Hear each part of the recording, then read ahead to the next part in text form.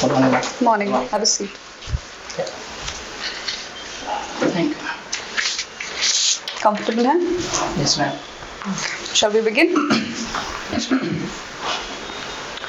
Okay अपने बारे में हमें कुछ बताइए, लेकिन अपना नाम और अपना निवास स्थान रिवील मत करिएगा। मैंने स्कूलिंग मुजफ्फरपुर से ही किया है, जो मेरा निवास स्थान भी है मैं। और मैंने ग्रेजुएशन मैथमेटिक्स से संत Kabir college LNM university Darbhanga से किया है। और उसके बाद मैंने CGL 2021 से डिविजनल अकाउंटेंट पोस्ट पे कार्यरत हूँ। कब से कार्यरत हैं आप?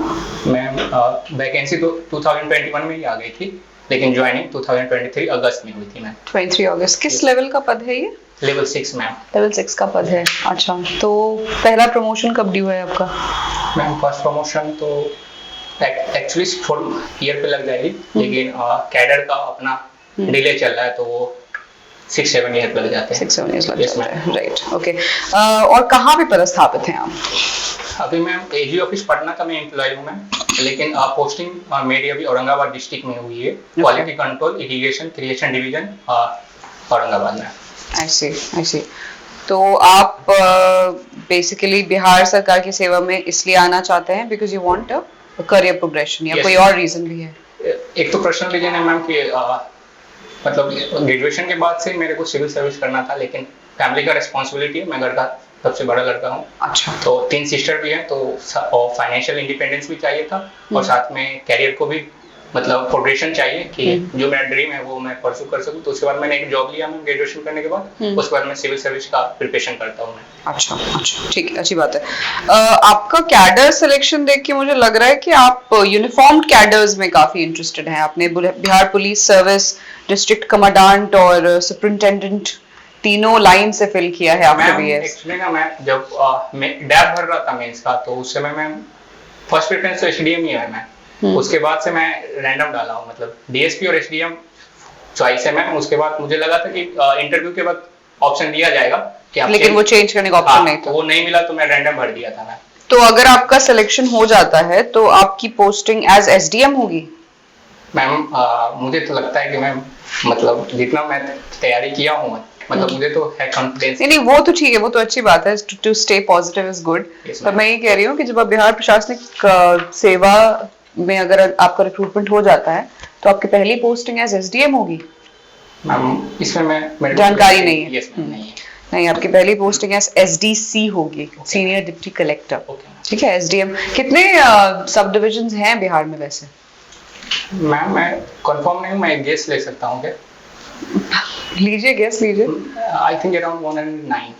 तो चलिए ठीक है, सेकंड गेस देंगे आपको हम। ऑलराइट, आपका इंटरेस्ट है स्टैंड अप कॉमेडी देखना और कुकिंग फूड। अच्छा, क्या देखते हैं स्टैंड अप कॉमेडी में आप? मैम मेरा एक फेवरेट स्टैंड अप कॉमेडियन है मैम, रवि गुप्ता। उनकी वीडियो देखता हूँ, मतलब ब्लॉग भी करते हैं वो, मिनी ब्लॉगिंग, तो वो सब देखता हूँ मैं, एंटरटेनमेंट। मुझे ऐसा लगता है, मेरा पर्सनल ओपिनियन हो सकता है कि कॉमेडी उन लोगों को पसंद आता है जो कि रियल लाइफ से थोड़े परेशान होते हैं। Is that correct? Basically sir ma'am वो जो स्टैंड अप कॉमेडी है, मतलब वो थोड़ा कंट्रोवर्शियल भी रहती है, मतलब क्योंकि वो सामाजिक मुद्दों को भी उठाते हैं वो, मतलब सरकार में। तो कहीं ना कहीं वो सोसाइटी की जो प्रॉब्लम है उसको भी बताते हैं, और साथ में एंटरटेनमेंट भी करते हैं एक अपने तरीके से, जो कि ओवर द टॉप हो जाता है बहुत वजह कि जो कि जिसपे कि सुप्रीम कोर्ट में फ्रीडम ऑफ स्पीच पे भी वो के दायरे में उस पे चला जाता है बातें। मुझे बताइए, न्यूज़पेपर्स पढ़ते हैं आप लगातार? यस मैं पढ़ता हूँ। तो गोल्ड प्राइसेस, अभी गोल्ड एंड सिल्वर प्राइसेस काफी अभी हाइक कर रहे थे, but suddenly gold is dipping. Yes ma'am. ऐसा क्यों हुआ? मैम यस्टरडे न्यूज़पेपर में ये आर्टिकल आया था मैम, मैं उसको पढ़ नहीं पाया, मैं मतलब थोड़ा इंटरव्यू का ये स्ट्रेस भी था, मतलब स्टॉक्स की जानकारी रखते हैं, म्यूचुअल फंड्स वगैरह समझते हैं? मतलब टर्म सुना है मैम, लेकिन उतना इंटरेस्ट उसमें नहीं है। उतना इंटरेस्ट नहीं है, चलिए कोई बात नहीं। भारत ने अभी एक बहुत इंपॉर्टेंट डील साइन की है, जानते हैं उसके बारे में? क्या डील? यूरोपियन यूनियन के साथ हम लोगों ने फ्री ट्रेड एग्रीमेंट साइन किया है, जो कि यूरोपियन यूनियन कंबाइंड वे में मैम सेकंड लार्जेस्ट इकोनॉमी है, मतलब, और इंडिया 5th लार्जेस्ट इकोनॉमी है। और इन्होंने फ्री ट्रेड एग्रीमेंट साइन करने के बाद इंडिया का एक्सपोर्ट बढ़ेगा और हम लोग का जो लक्ष्य है कि 4th लार्जेस्ट इकोनॉमी बनने का बाय 2026-2027 और विकसित भारत जो कि गवर्नमेंट ऑफ इंडिया का एम है बाय 2047, उसमें मदद करेगा इंडिया को, और एक्सपोर्ट डाइवर्सिफिकेशन भी होगा मैम। अच्छा, ठीक है। ये विकसित भारत जी राम जी क्या है? मैम बेसिकली कि इससे पहले एक मनरेगा स्कीम थी जो कि एम्प्लॉयमेंट प्रोवाइड किया जाता था नॉन स्किल्ड वर्कर को रूरल एरियाज में मैम, तो उसी को रिप्लेस करके विकसित भारत जी राम जी स्कीम लाया गया है। क्या बदलाव है मनरेगा में और जी राम जी में? इसमें मैम नंबर ऑफ डेज बढ़ा दिए गए हैं, पहले 100 डेज थे, अभी 125 डेज है, और जो फंड का एलोकेशन होता था, जो स्टेट और सेंट्रल गवर्नमेंट का कंबाइंड जो शेयर होता था, उसको चेंज थोड़ा किया गया है और इसको मॉडिफाइड किया गया है मैम। सर क्या पूछना चाहते हैं? आपकी हॉबी है कॉमेडी, स्टैंड अप कॉमेडी। क्या होता है stand up comedy? Basically sir comedy और स्टैंड अप कॉमेडी अलग अलग है क्या? ये sir there is subtle differences. Stand up comedy mainstream media में जो कि टीवी पे आ सकती है, जिसमें इन जनरल सारे ऑडियंस दे सकते हैं। Stand up comedy sir generally उस ओवर द टॉप हो जाता है, मतलब उसमें कुछ वर्ड का सिलेक्शन वो लोग करते हैं जो कि आमतौर पे सामाजिक भाषा में नहीं बोलनी चाहिए। इसका आंसर थोड़ी सी डिफरेंसेस है सर। तो किन की कॉमेडी को आप पसंद करते हैं? मेरे फेवरेट सर रवि गुप्ता है सर। अच्छा, और ये कपिल शर्मा? कपिल शर्मा भी बहुत अच्छे लगते हैं, लेकिन स्टैंड अप कॉमेडी में रवि गुप्ता और मेन स्ट्रीम कॉमेडी में ये कपिल शर्मा। तो कुछ लोगों का ऐसा मानना है कि कपिल शर्मा शो में कॉमेडी की आड़ लेकर के और वल्गैरिटी को बढ़ावा दिया जाता है, आप इससे कहाँ तक सहमत हैं? एक कॉमेडी और फुहरता वल्गैरिटी के बीच में एक थिन लाइन है, आप उसको कैसे आइडेंटिफाई करेंगे? सर समटाइम कुछ एपिसोड में ब्रीच हो जाता होगा, उसके लिए टीवी का मतलब इंडिपेंडेंट रेगुलेशन बोर्ड भी है, वो नोटिस भेजती है, मतलब अगर कोई भी शो में वैसा किया जाता है ताकि जो समाज में दुर्व्यवहार न बढ़े उस मतलब शो के कारण, क्योंकि कपिल शर्मा शो बहुत फेमस शो है, बच्चे भी देखते हैं, बूढ़े भी देखते हैं, सभी उम्र आयु के लोग देखते हैं सर। तो कभी कभी तो हो जाता है वहाँ भी ओवर द टॉप हो जाता है। क्योंकि आप कॉमेडी देखते हैं, तो कपिल शर्मा शो का कोई ऐसा दृष्टांत आप बताइए जहां आपको लग रहा है कि ये कॉमेडी नहीं वल्गैरिटी है, मतलब या आप अपनी ओर से कोई एग्जांपल देकर के बताइए कि यहाँ तक कॉमेडी है। कपिल शर्मा शो में मेल कैरेक्टर को एज ए फीमेल प्रेजेंट किया जाता है, तो कुछ इंस्टांसेस में बॉडी शेमिंग हो जाती है सर, मतलब मोटापा का मजाक उड़ा दिया जाता है, तो वो वहां पे उसको अवॉइड किया जा सकता है सर। महिलाओं को लेकर के कुछ ये सर वो मतलब उसी रिगार्डिंग बोला था कि जब जेंट्स जो हैं जो फीमेल कैरेक्टर प्ले करते हैं, तो उस पे जो अभद्र टिप्पणियां कर दी जाती है, मतलब जो एक होल शो होता है सर 10 मिनट 15 कोई मिनट। उदाहरण देकर के बताइए, क्योंकि आप देखते हैं तो आपके दिमाग में ऐसे बहुत सारे उदाहरण होने चाहिए। रिसेंट एपिसोड में एक एयर होस्टेस का मतलब कैरेक्टर प्ले कर रहे थे, उसमें एक आर्टिस्ट है कीकू सारदा जो एयर होस्टेस का मतलब कैरेक्टर प्ले कर रहे थे, तो उन्हीं का बॉडी का थोड़ा सा ये बॉडी शेमिंग कर दिया गया था एज ए फीमेल, मतलब जो कि सही विचारधारा को नहीं प्रेजेंट करता है मेन स्ट्रीम सोसाइटी में सर। क्या उस थिन लाइन को बिना क्रॉस किए हुए कॉमेडी की जा सकती है क्या? ये सर की जा सकती है, क्योंकि मोस्ट ऑफ द एपिसोड में कपिल शर्मा के शो में वैसा ही रहता है सर, कभी कभी ओवर द टॉप वहां भी चला जाता है सर। कुकिंग भी आपकी हॉबी है, ये क्यों? ये तो कुकिंग को महिलाओं के पिछड़ेपन का कारण बताया जाता है, आप इसको अपनी हॉबी बना रहे हैं? नहीं सर, मतलब मेरे घर में मम्मी से ही सीखा हूँ शुरू से, मतलब कि मेरे घर में सभी को खाने बनाना आता है, पापा को भी आता है, मम्मी को भी, मुझे भी आता है, बचपन से ही सिखाया गया है, भाई बहन सबको आता है।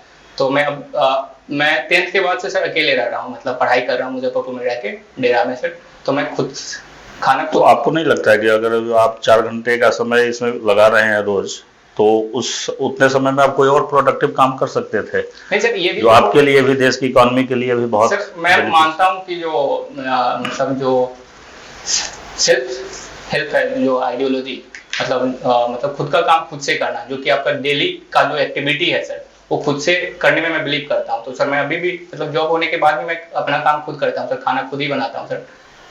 तो क्या प्रशासन में जाने के बाद ये संभव हो पाएगा आपके लिए? सर कोशिश करूंगा कि सर इसको कंटिन्यू करूं, लेकिन वो वर्क के हिसाब से पता चलेगा सर कि क्या करना है, लेकिन कोशिश करूंगा कि इसको जारी रखूं सर। हिस्ट्री आपका ऑप्शनल है। अक्सर कुछ लोग ऐसा मानना है कि अंग्रेजों ने हमें उपनिवेश बनाया नहीं, बल्कि हम होना चाहते थे, आप सहमत हैं इस बात से? सर जब अंग्रेज आए उस समय हमारी जो सोसाइटी थी उतनी ज्वाइंट नहीं थी सर, बहुत ही फैक्शनलिज्म था, जिसका उन्होंने लूपहोल था उसका उन्होंने अच्छे से फायदा उठाया। और during the course of time 200 year after battle of Plassey और बैटल ऑफ बक्सर उन्होंने उस चीज को एडमिनिस्ट्रेटिव पॉलिसी के साथ इंडिया को उपनिवेशक बनाया सर। मतलब कुछ हमारे लोगों में भी कमी थी जिस कारण से हम लोग बने, और मेजरली उन लोग का जो पॉलिसी क्या कमी थी सर, यूनिटी की कमी थी। और इंडिया एज ए नेशन उस समय आइडियोलॉजी सर मतलब फेमस नहीं हुआ था सर, वो कमी थी कि फिर तो अंग्रेजों की पूजा होनी चाहिए क्योंकि उन्होंने हमें एकजुट कर दिया। सर इन वन वे बोल सकते हैं कि जो कि प्रेस लाया गया, रेलवे को लाया गया, जिससे कि हमारी जो ज्योग्राफिकल डाइवर्सिफिकेशन थी उसको यूनाइट किया गया सर। लेकिन दूसरे वक्त अंग्रेजों के द्वारा जो भी ये रेलवे और प्रेस लाया गया उससे तो एक्सप्लॉयटेशन ही हुआ सर, ड्रेन ऑफ वेल्थ हो गया। जबकि जब अंग्रेज आए थे तो हम लोग का जीडीपी जो था सर वो approximately 25% of the world GDP था। बाय द टाइम अंग्रेज गए 1947 में there were only 3%, we were accounting for 3% of the GDP of the world economy sir. तो उस हिसाब से तो सर नुकसान ही हुआ हम लोग का, जिसके कारण से अभी रिकवर कर रहे हैं। ड्रेन ऑफ वेल्थ जो आपने कहा, ये थ्योरी किसने दी है? मैम दादा भाई नौरोजी ने। अच्छा, कहाँ पे दी है? उन्होंने एक बुक लिखा था poverty and British rule in India. अच्छा ठीक है सर। अंग्रेजी शासन और उससे पहले का जो मुस्लिम शासन था, दोनों में एक बुनियादी अंतर आप बताइए। सर जैसे कि सर मुगल शासन जो मतलब दिल्ली सल्तनत और मतलब उससे पहले दिल्ली सल्तनत मुगल डायनेस्टी जो सर उन्होंने मेजर चेंज नहीं लाए, उन्होंने सोसाइटी को इंटरमिंगल कर दिया। जो कि उन लोग जो बाहर से आए थे, मतलब नॉर्थ वेस्ट से आए थे इंडिया की तरफ से, तो उन्होंने अपने मतलब जो भी उन लोग का रहन सहन था और इंडियन का जो मतलब वे ऑफ लिविंग था उन लोगों को कंबाइन करके उन्होंने मतलब सोसाइटी को आगे बढ़ाया। लेकिन ब्रिटिशर्स आए, उनका एक आइडियोलॉजी था सर सिविलाइजिंग कल्चर की, वो हम लोग को मतलब नीचा समझते थे, मतलब कि जो इंडियन सिविलाइजेशन है उसको वो कम आते थे सर। तो उनको लगा कि एक थ्योरी भी है सर, क्या मिस बर्डन थ्योरी, मतलब अभी एग्जैक्ट टर्म मुझे नहीं आ रहा है मैम, कि जो ब्रिटिशर्स को लगता था कि इंडिया को वो लोग सिविलाइज करके एक हम लोग पे एहसान कर रहे हैं सर, बल्कि बात ये था कि वो हम लोग को एक्सप्लॉइट कर रहे थे सर। White man's burden. ये sir white man burden sir. ये बताइए कि किसी ऐतिहासिक घटना का मूल्यांकन आज के सामाजिक मूल्यों के आधार पर करना चाहिए या नहीं? किसी ऐतिहासिक घटना या किसी शासक का मूल्यांकन अभी के सामाजिक मूल्यों के आधार पर करना चाहिए या नहीं? सर एक तरीके से कर भी सकते हैं और एक तरीके से नहीं भी करना चाहिए, क्योंकि विचारधारा समय के साथ चेंज होती है सर। उस समय का सोसाइटी का कैसे फंक्शनिंग था, अभी का कैसे फंक्शनिंग है, उसमें बहुत चेंज आ गया है सर। लेकिन हाँ, मतलब कोई भी ऐतिहासिक मतलब गतिविधि हुई है या फिर इंसिडेंट हुआ है, उसका जो इम्पैक्ट है वो अभी भी हम लोग देख सकते हैं एक वन वे और अनदर वे सर। और उसमें से जो पॉजिटिव भी हो, जो भी पॉजिटिव इंसिडेंट मतलब आउटकम हो सकता है, उसको हम अभी के समय में भी इम्प्लीमेंट कर सकते हैं सर। भारत में धार्मिक स्थलों से जुड़े जितने भी विवाद हैं उनका समाधान इतिहास का सहारा लेकर के किया जा सकता है सर। मतलब इस पे एक जजमेंट भी आई थी सर सुप्रीम कोर्ट को, मैं मतलब जजमेंट याद नहीं है, उसमें सुप्रीम कोर्ट ने कहा था कि जो हिस्ट्री सर जो राइटिंग है वो डिस्टॉर्टेड भी रही है सर। मतलब कि कुछ राइटर कुछ और लिखे हैं, कुछ राइटर कुछ और लिखे हैं, तो उसमें मतलब कि पूरा एक्यूरेट फैक्ट्स पता करना सर सही नहीं है। तो उसके रिगार्डिंग एक एक्ट भी था सर, वर्शिप एक्ट करके, इंडियन वर्शिप एक्ट, ऐसी एक्ट था जिसमें बोला गया था कि जो भी रिलीजियस साइट 1947 से पहले जैसे थी इंडिया में वो वैसे ही रहेगी, चाहे कोई धर्म और रिलीजन से जुड़े हो, उसमें छेड़छाड़ नहीं किया जाएगा। लेकिन रिसेंटली कंट्रोवर्सी हुई है सर, अभी एग्जैक्ट मैं मतलब एक्ट को याद नहीं कर पा रहा हूँ सर। ठीक है। आपका ऑप्शनल क्या है? सर और graduation subject? Mathematics sir. Mathematics की हिस्ट्री क्या है? सर एक्चुअली में ना सर बिहार में ऐसी धारणा है कि अगर आप 10th में अच्छे हो, 12th में अच्छे हो, तो आपको साइंस ही लेना है सर, तो उसी का नहीं मैं पूछ रहा हूँ मैथमेटिक्स एज ए सब्जेक्ट की हिस्ट्री बताइए। मैथमेटिक्स एज ए सब्जेक्ट शुरुआत कब हुई या इसका कुछ साक्ष्य है? मैथमेटिक्स ऑप्शनल है तो आपने तो कुछ पढ़ा होगा, ग्रेजुएशन सब्जेक्ट है तो आपने पढ़ा होगा उसमें। तो सर मतलब उसमें एक सर फेमस पर्सनालिटी के बारे में बता सकता हूँ, मतलब आप जो पूछना, मतलब वो अपने बिहार से ही हैं सर, आर्यभट्ट हैं सर, गुप्ता एरा से। मतलब उन्होंने बहुत ज़्यादा योगदान दिया है sir mathematics as a subject में, बोला मतलब ऐसा बताया जाता है।